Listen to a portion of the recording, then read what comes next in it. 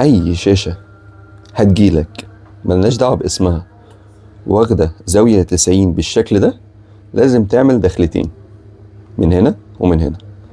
ولكن احنا هيجيلنا شاشات تانية زي مثلا الاس 20 بلس اللي انت بتقول بعتها. الشاشة دي لو تلاحظ ان هي مش واخدة نفس التضليعة بتاعة النوت، تمام؟ في هنا كيرف، الكيرف ده انا هعرفك ازاي بسببه تعمل دخلة واحدة في مكان واحد سواء هنا او هنا. واحيانا الشاشات اصلا بتبقى جاية مخبوطة، فالحتة دي بتبقى مكسورة او الحتة دي بتبقى مكسورة، بمجرد ما انت بتسلكها الامور بتبقى ايه كويسة. بس احنا برضو ملناش دعوة بالكلام ده، احنا محتاجين نعمل الدخلة. فالدخلة بشكل عام دلوقتي هنعملها. طبعا الشاشة انت شايفها 100 حتة، بس ده عادي جدا. طبعا الأداة دي مش جديدة عليك، انت بتستخدمها كتير، تمام؟ هنستخدم نفس المنشار بتاعك بالظبط، أعلى سرعة. كل ما هستهدف حتة من الكسر صغيرة كل ما الموضوع هيبقى أسهل وأأمن، أسهل وأأمن. ولكن أنا بشوف إن بعض الناس ممكن يعملوا لك دخلة قد كده، فأنا مش فاهم ليه، فاهمني؟ فاحنا محتاجين حتة صغيرة خالص بالمنظر ده. ايه رأيك؟ حتة الكسر الصغننة اللي فوق دي هي دي اللي انا هكسرها. فانا هو مثلا ايه، عملت بس ايه الخط بتاعي كده وانقر.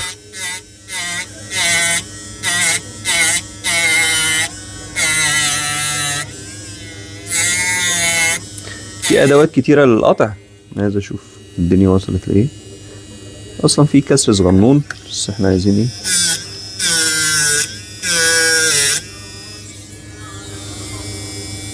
جميل جدا. شايف الكسر الصغير قوي ده؟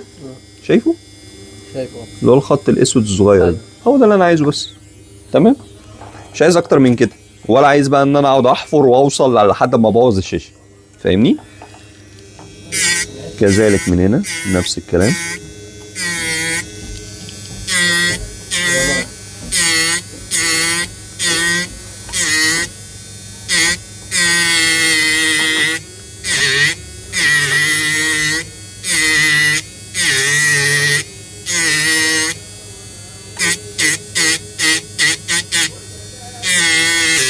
بس كده نفس الكسر بالظبط.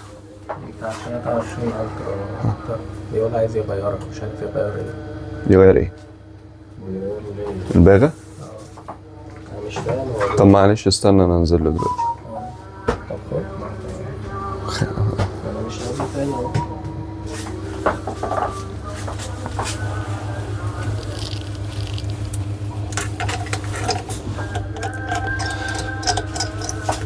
عشان اسلك الكسور دي انا محتاج ان درجة الحرارة توصل. طبعا هي في شاشة زي دي امر بسيط وانا عامل كسور صغيرة، فالامر بسيط ممكن من دلوقتي اسلكها. بس خلينا بشكل ابجدي، انا عشان اسلك الكسور دي فانا محتاج ان درجة الحرارة اللي انا ظابطها على السخان تسمع في الشاشة، عشان بمجرد ما نقطة مادة واعمل باي حاجة كده تطير. فانا ما استعجلش. في ناس بتستعجل انه هي الشاشة بره اصلا بيحطوا مادة وبيحاولوا يحرروها كويس. تمام تمام، توكلنا على الله كده. اعتقد ايه الحرارة جابت تمام. محتاجين المادة، والمواد دي ممكن نتكلم عليها بشكل ايه منفصل كده، مش قصتنا دلوقتي. المادة دي هتعمل ايه؟ هتساعد بس ان اللزوجة بتاعة الاوسي تفك، وبيبقى فيه لزق بسيط على الفريم برضو يفك. خلاص. اي كسر انت عايز تسلكه لبره، ما ينفعش تروح مثلا كده وتسلكه، لا انا عايز الكسر ده مثلا اسلكه كده لبره. شايف؟ لبره، تمام. بس لحد دلوقتي في ريسك، تمام. نفس الكلام. بس احنا ما حطيناش مادة. الكسر صغنون قوي فمش محتاج. انت كل ما انت صغرت الكسر كل ما انت الامور بالنسبة لك هتصبح ايه؟ سيفتي اكتر. ده خليه وانا بنهي الواير في الجهه دي. طيب ايوه الله ينور عليك. انا بستخدم مثلا واير 08 02 قصدي 02 لا 02 2 مللي، ده حاجه كبيره جدا. تمام، ده 2 من مللي. خلاص انا دلوقتي عايز ادخل الواير في الشاشه، خلاص، وفي نفس الوقت ما اذيش الشاشه، ابقى حنين على الشاشه. اول قاعده هضيفها لك، انا محتاج اشتغل على الجنب الشمال الاول، فالبقره دي هتبقى في الجنب الشمال. خلاص طيب هروح انزل الواير الاول تحت الازاز بالمنظر ده كويس، وبعد كده هرفع البقره بتاعتي احطها على الازاز، هحطها على الشاشه. خلاص، وابدا اسحب سحبه بسيطه بالمنظر ده. شايف البقره بتاعتي هتثبت هنا كده وتبقى مستوى الفريم، وانساها انساها دي كده خلاص اتنست. هبدأ بالايد دي على مستوى الفريم ده، وهبدأ اسحب واحدة واحدة. ده جس نبض بس اشوف الدخلة ايه الكلام. طبعا الدخلة زي الفل، وبما ان الكسور كتير قوي فوق فانا محتاج التزم الفريم قوي قوي قوي بالمنظر اللي حضرتك شايفه ده.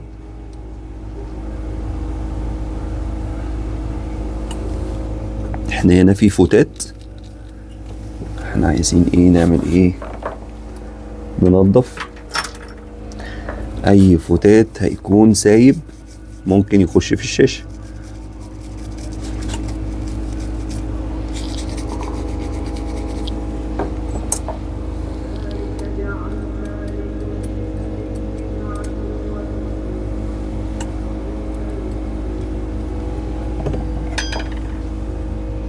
طيب احنا ممكن هنا نعديها من تحت كل الفوتات، ده احسن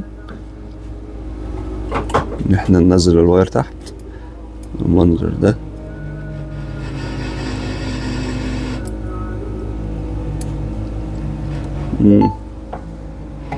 ماشيين صح، ماشيين صح. تمام، ارجع تاني الواير مكانه.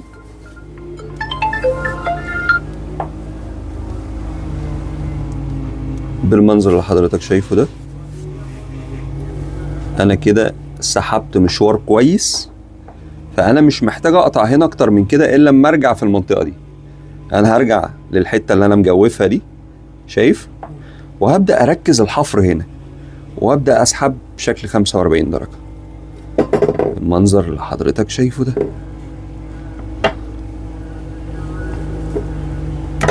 انت واخد بالك ان انا ملتزم الفريم، تمام، وانا برجع بالواير لو الواير اتقطع لازم برضه ابقى ملتزم مع الفريم، لان لا قدر الله وانا بشده باي شكل ممكن اروح شايل الشاشه كده ايه وطالع. هل الكسور الكتير اللي في المنطقه دي فرقت معايا في حاجه لحد دلوقتي؟ يعني لو كان في كسر واحد هنا مش فارق بالظبط، انا مش فارق معايا اي حاجه حتى الان. طيب هكمل شويه كمان.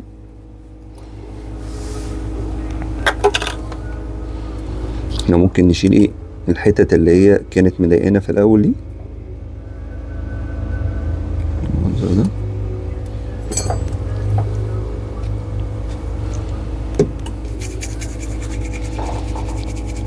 عشان لا قدر الله ما اخدش كسر وادخله جوه بس.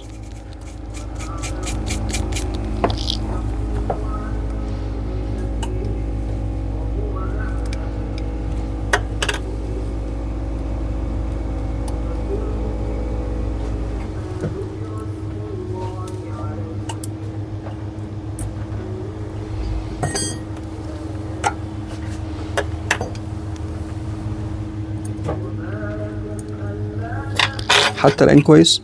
تمام. وابدأ اسحب بشكل 45 درجة برضو.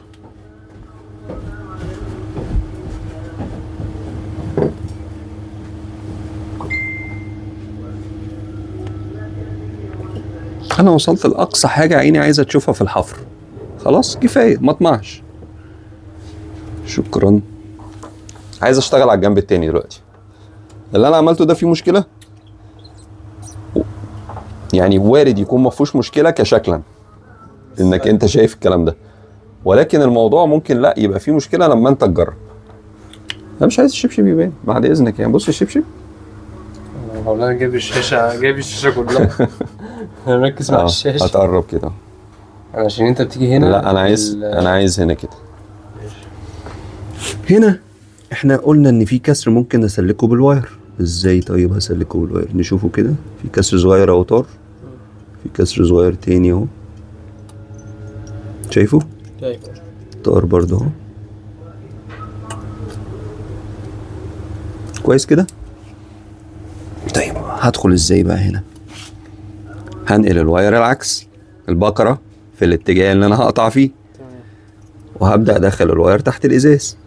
خلاص؟ تمام. وما اروحش رايح بقى ايه مكمل، لا انا هدخل الواير بتاعي فوق الشاشة المنظر ده، وابدأ اشوف القطع فين بالظبط. شايف؟ ايوه تمام.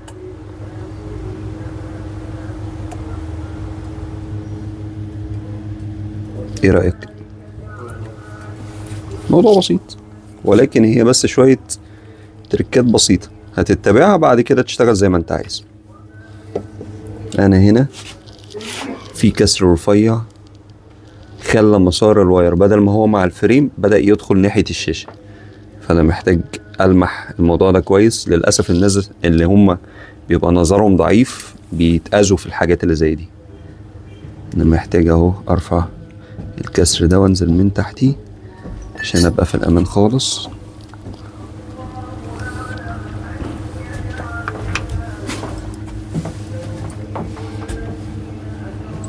الايد دي ثابته ما بتعملش اي حاجه، والايد دي بتسحب.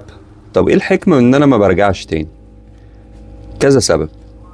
بدل ما انا بأثر على الشاشه دي بقوه ايديا الاتنين، لا انا بايد واحده، وكمان الايد اللي بعيد عن الايدج، يعني الايدج هنا ما اسحبش منه عشان الشاشه نازله معايا. بالظبط، فانا بضغط على الايدج ذات نفسه، لكن بسحب من الايد التانية. والايد دي بس كل ما هي الا انها بتسيب الواير ان هو يمر ويروح للايد اللي بتشد. خلاص ادي واحد.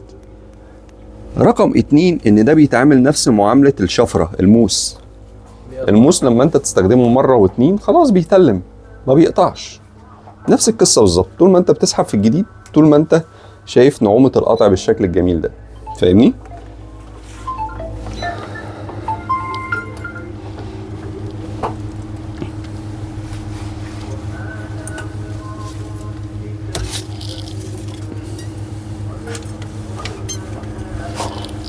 كمان الواير لما هو بيبقى السمك بتاعه رفيع قوي كده بيديك سنسور ان هو كل ما يتقطع معنى كده ان مستوى الضغط بتاع ايديك بقى اعلى، فانت محتاج تغير الزاويه بتاعتك عشان تبقى اخف على الشاشه. ده بيرجع لمصلحه الشاشه. لكن لو في واير في ايديك ما بيتقطعش فصباح الفل، فانت كده كده هتبوظ الشاشه بدون ما انت تحس لو انت ما عندكش احساس بالشاشه. ده عباره عن سنسور اول ما بيتقطع اكتر من مره خلاص انا كده المفروض افهم ان انا محتاج اعدل الوضعيه بتاعتي. انا بشيل الهرم دلوقتي اللي انا عملته خلاص، وابدا التزم الفريم مره تانية بالمنظر ده واسحب.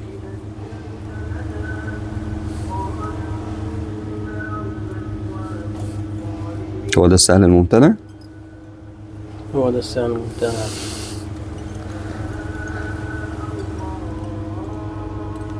شايف؟ كفاية جدا هنا. حتى الآن أنت حسيت إن منظر الكسور دي أثرت معانا في حاجة؟ إطلاقا. لا سليمة.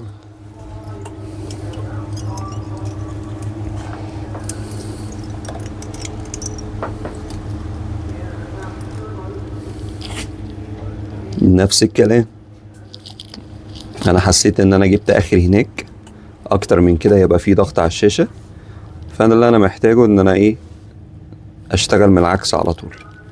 المنطقة اللي تحت دي خطرة بصراحة شوية، لأن بص الكسور كلها عاملة إزاي؟ المراية. كسوره رخمة، فعايزة تكنيك معين بقى. إيه بقى التكنيك المعين ده؟ أنا هحاول أتقنه هنا مع إن إتقانه هنا هيبقى صعب. لو تلاحظ ان انا نبهت على حته اول تركايه قلت لك عليها، دي اول تركايه يعتبر انك تلتزم مع الفريم كويس كده. التزامك مع الفريم ده خلاك تنسى ايه؟ الكسور. انت بتمر اكن الشاشه سليمه تمام. خلاص طيب، بما ان الفريم هنا خلاص بدأ فريم جديد هنا، فانت هتلتزم معاه كمان. خلاص نحاول نشوف ازاي كده مع بعض نسعى ان احنا نبقى ملتزمين الفريم. اول يا صديقي، هو فين الواير؟ اول ما هي تبدأ تخلص تحت وتبدأ تلف معاك، اول ما تلف اللفة دي تروح انت على طول ملتزم الفريم بالمنظر ده، وتبدأ بسم الله واحدة واحدة تسحب وتشوف. بس طبعا من الطبيعي مش هيجيلك شاشة بالمنظر ده بصراحة يعني، فاهمني؟ شايف كده الواير بتاعي خلاص خرج عن المجرى بتاعته، هو خد شوط كويس وخرج عن المجرى عشان كان في فراغ هنا. طيب انا هسحب وهضيع منطقة الإيدج دي. يعني بص وانا بسحب كده هحاول اسحب الازاز ذات نفسه بتاع الإيدج ده اهو، بس كده. طب ايه السبب؟ هقول لك.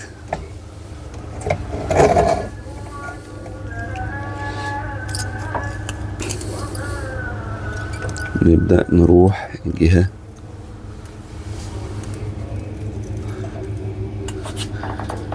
يلا نشيل الهرم، نشيل الهرم بمنتهى السهولة، مفيش ايدج اهو، بمنتهى السهولة. تمام تمام تمام تمام تمام. وما ضغطش في المنطقة دي، كلها كسور حرة. هبدأ في الحتة دي التزم مع الفريم واكمل للنهاية. بعد لما اكمل للنهاية ابدأ اشيل الهرم ده كله.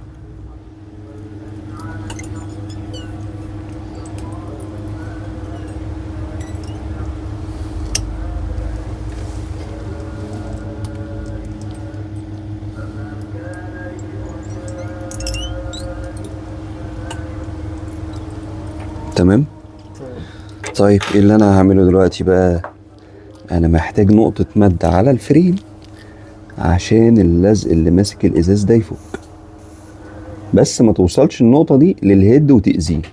انا عندي هنا مادة تقيلة شوية مش خفيفة شبه دي، ان هي ممكن تأذي الفريم، فانا ممكن بالمادة دي، شايف ما بخرتش مثلا ولا جريت، لا هي ما فيهاش كحول جامد، فالمادة دي ممكن تساعدني في المنطقة دي ان هي تعملي المطلوب.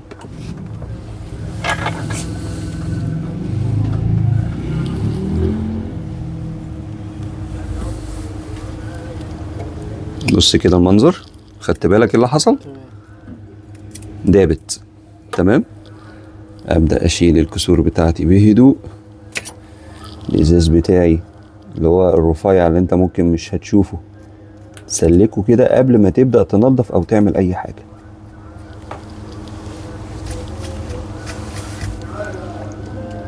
نقطة بسيطة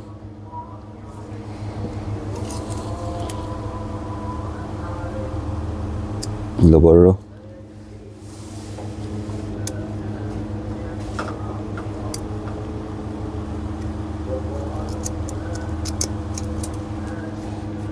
حلو الكلام.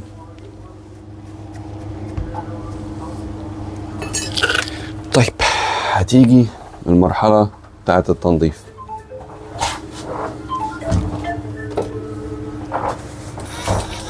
عندك تو اوبشن للتنظيف، احنا عندنا الدريل ده وعندنا برضو الدريل ده.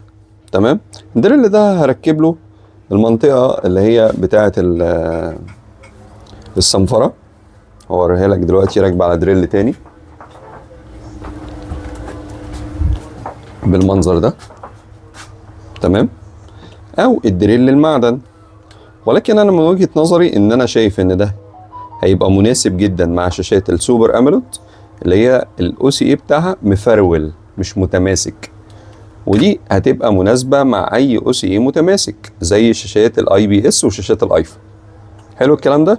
ولكن ده ما ينفعش نهائي مع شاشات الايفون، لان اللزوجة بتاعت الاو سي اي متماسكة واحنا عايزين حاجة تلف عليها الاو سي اي. تمام. طيب نبدأ نجرب الاول ده. ده ميزته ان انا هرسم بيه الاو سي اي. بص كده المنظر، انا بلامس بس السطح ولو في حاجة بيشيلها لي بدون استخدام بقى مواد والكلام ده كله. تمام.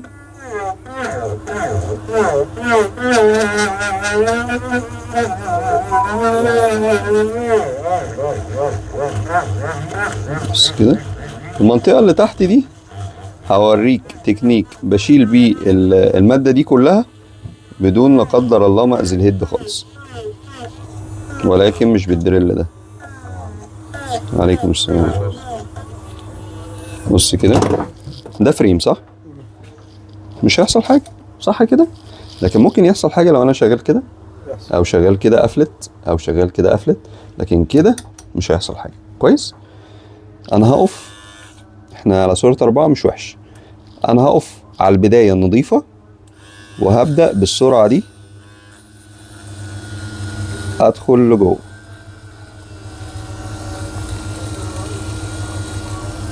انا نسيت ان احنا حطينا مادة في الحتة دي، فالاو سي يفرول شوية.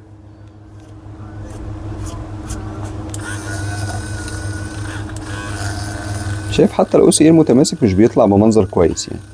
بيسيب خليني اوريك الطريقة دي في حتة احنا مش حاطين فيها مادة احسن. هبدأ بمنتهى البساطة استخدم البطن بتاعها كده ان انا اريحه في المنطقة دي واتحرك بعيد عن الشكل بتاع الهيد.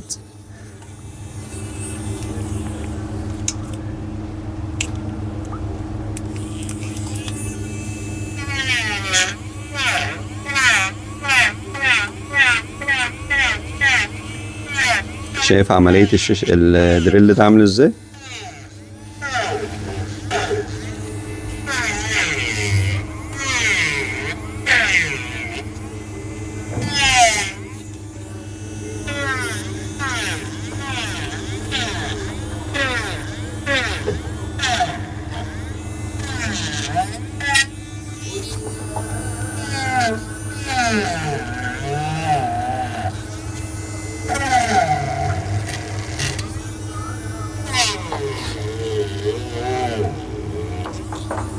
حتى الآن حلو.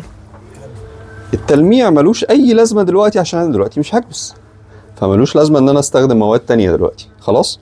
طب أنا هعمل إيه دلوقتي؟ الشاشة دي كانت متخربشة ومتبهدلة وفيها رايش كتير، فأنا همشي بس الفرشة كده على الأطراف عشان لو في حتة إزاز أنا مش شايفها. والله لو الشاشة كان فيها كسرين 3 ملوش لازمة اللي أنا بعمله دلوقتي، ولكن احنا دلوقتي بننظف لعل وعسى في حتة ازاز صغيرة هتبقى موجودة. تمام. طيب انا محتاج دلوقتي ارفع الشاشة دي من على الفريم لان انا هكبسها في الخارج.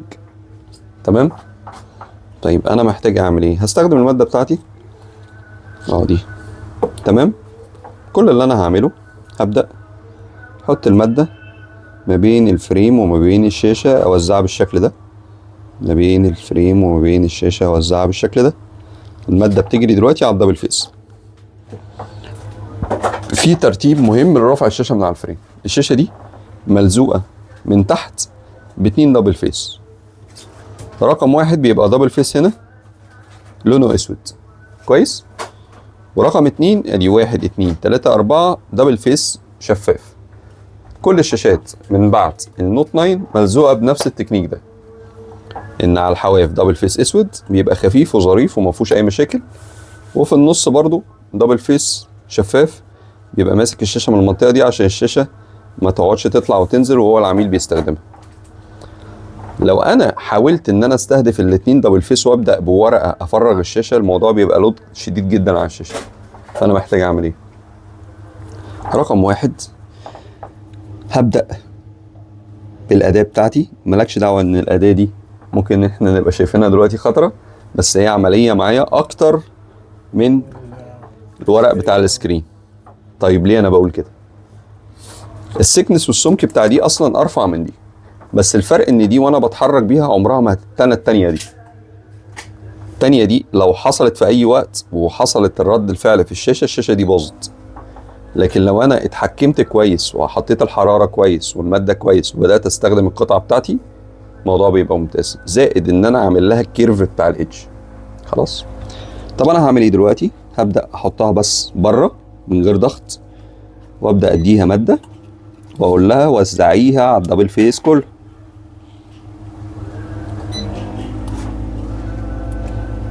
خلاص. الناحية التانية مش مشكلة، الناحية التانية كده كده ايه حطيت مادة، فممكن ايه اوزعها بشكل كروكي. ماليش دعوة بالمنطقة اللي تحت دي خالص، اخر ربع من تحت او اقل من ربع لا مادة ولا ضغط ولا اي حاجة، يكفي الحرارة. تمام. هبدأ من فوق تاني بنقطة بسيطة واتحرك بهدوء. انا مش بضغط، انا بتحرك واحدة واحدة. شايف المنظر؟ طب ايه اللي بيحصل دلوقتي بقى؟ شايف كده ايه اللي حصل؟ القطعة اتزحلقت تحت الشاشة، اتزحلقت مش فرغت، لا هي اتزحلقت تحت الدبل فيس. طب كويس، ابدأ كده اشوف هتتحرك معايا. بتتحرك معايا اهي، اكنها بص يعني اكن الدبل فيس مش ملزوق اساسا.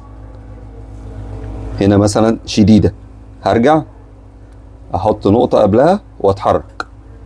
بص بقت عاملة ازاي، انا مش بضغط، انا بعمل كده. تمام. تمام.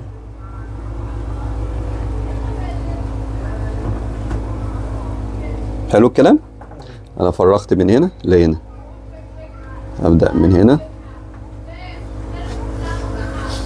هرجع. اول ما تقف معايا ارجع وابدأ تاني احاول. وقفت ارجع احاول.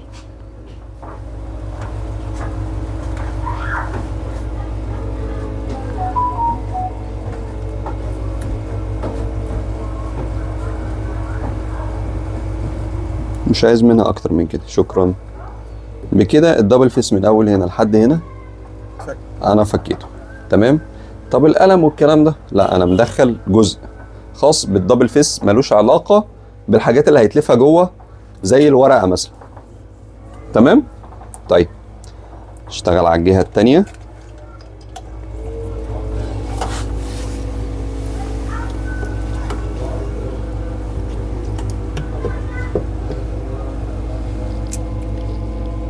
رايح جاي، انا مش بضغط، رايح جاي. او اقسمها نصين احسن، رايح جاي واحدة واحدة. شايف اتزحلقت.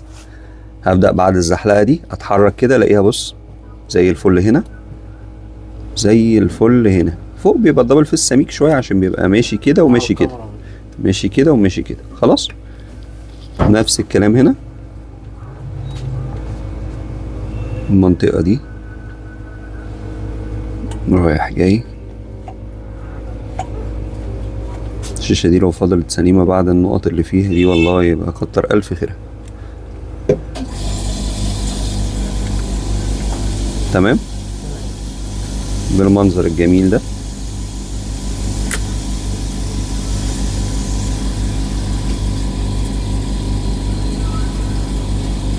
نقطة بسيطة واروح، لو وقفت هرجع تاني ونقطة بسيطة زي كده، نقطة لا تذكر، واروح. شكرا جدا. طيب اصبح ان انا دلوقتي منضف الشاشة، كل ده معايا، كل ده معايا، كل ده معايا مظبوط. خلاص. شكرا. وظيفتها انتهت. الأداة دي، الأداة دي وظيفتها الدبل فيس بس. طيب دي هنعمل بيها ايه؟ دي كل اللي احنا هنعمله ان احنا عايزين نفرغ الجزء ده بس. ازاي؟ طيب هدخلها هنا واديها شوية مادة عشان توصلهم جوه بالمنظر ده. تمام. وبعد كده هبدأ من تحت الشاشة لبره، على عكس ما انا ادخل حاجة غصب عنها. فهي في حاجة دلوقتي عايزة تطلع من تحت الشاشة، فالامر عادي اهي. تمام. على عكس ما انا عايز اخش غصب عنها. طب وايه بقى هعمله دلوقتي؟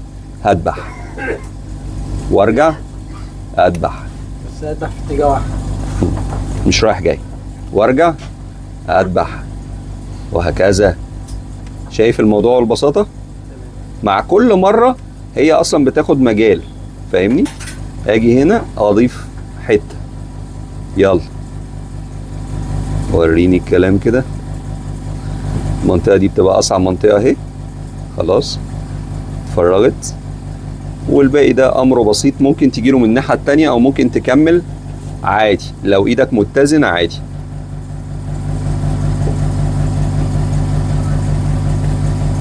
بالمنظر ده. الجزء ده اتفرغ، الجزء ده اتفرغ، الجزء ده اتفرغ. طب كده فاضل ايه؟ كده فاضل الدبل فيس الشفاف اللي انا كنت قايل لك عليه. ده بغض النظر عن المنطقتين دول ليهم طريقه تانية. خلاص. طب الدبل فيس ده هنفرغه ازاي؟ هننزل الورقه دي لتحت وهنتحرك بشكل ايه؟ 45 درجه زي الواير، وبعد كده نرجع نعمل نفس الحركه من هنا. احنا ضامنين ان هنا مفيش حاجه ماسكه الشاشه، يعني الايدج في امان. تمام. بالمنظر ده، المنظر ده، المنظر ده، المنظر ده. طب يا عم في بصمه. في بصمه، ما انا عارف. البصمه بتاعتي اهي هنا، والفلاته بتاعتها ماشيه كده. طب انت عرفت ازاي؟ والله انا رجعت مثلا الاسمبلي بتاع الجهاز وكتبت مثلا نوت 10 بلس ال سي دي، وراح جاب لي الشاشه كده على جوجل. فانا عرفت ان البصمه طبعا كمثال يعني دي 23 الترا، جاب لي البصمه بالشكل ده وجاب لي الخريطه بتاعتها ماشيه ازاي. يعني معنى كده ان في بصمه في الاتجاه ده ماشي في المنطقه دي. فالامر بسيط. فانا بمنتهى البساطه اهو بالمنظر ده انا كده شلت الدبل فيس اللي انت شايفه هنا، وحافظت على البصمه ان انا ما رحتش في الاتجاه بتاع الفلاته، لان اصلا ما فيش دبل فيس افك. كويس. طب انا هعمل ايه دلوقتي؟ انا هفرغ فلاته القلم بره بالمنظر ده، وكل اللي عليا نقطه بسيطه جدا هنا، ونقطه بسيطه جدا هنا. وحتى الان الهيد ملوش دعوه باي شغل. خلاص. انا همسك الشاشه بتاعتي، هبدا اسحبها على فوق بهدوء. تمام. برضو بتتزحلق شبه نفس طريقه الدبل فيس بتاعتي. اللي انا عملته دلوقتي ايه بقى؟ اللي انا عملته ان انا مشيت مع الدبل فيس ده. لو تلاحظ في النص وقفت معانا شويه عشان سميكه. تمام. ولكن في المناطق دي كانت العمليه كانت سهله. في المنطقه دي فيها اكتر جزء دبل فيس سميك، وبغض النظر عن هو اكتر جزء انا اصلا ما رحتش حررت فيه، انا شديته بس كده لفوق. تمام. الجزء ده احنا فرغناه، وهي دي المنطقه اللي خدت معانا وقت عشان في دبل فيس كده وكده وفي الكاميرا. فاهمني؟ والموضوع ابسط مما يمكن. فاضل دلوقتي نجربها. هو المفروض ان انا اديها فرصه ان هي تهدى شويه عشان اجربها، بس انا هجربها على طول بما اننا ايه مش خايفين على الشاشه دي.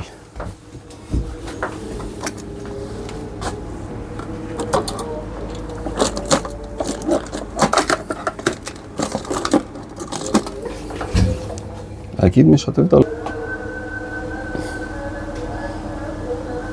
هي على ما اتذكر هي كان فيها نقطتين، فين وفين انا مش فاكر بصراحه.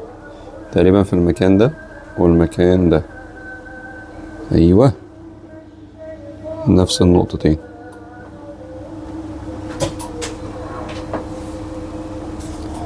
تتوقع بالمنظر اللي كانت فيه ده الطريقه اللي اشتغلنا فيها فلاغ خالص تطلع زي ما هي، حتى بدون مثلا زياده حاجه. لو تلاحظ كمان ان انا وريتها لك بعد الشغل مش قبل الشغل. فاهمني؟ الله يكرمك يا حبيبي.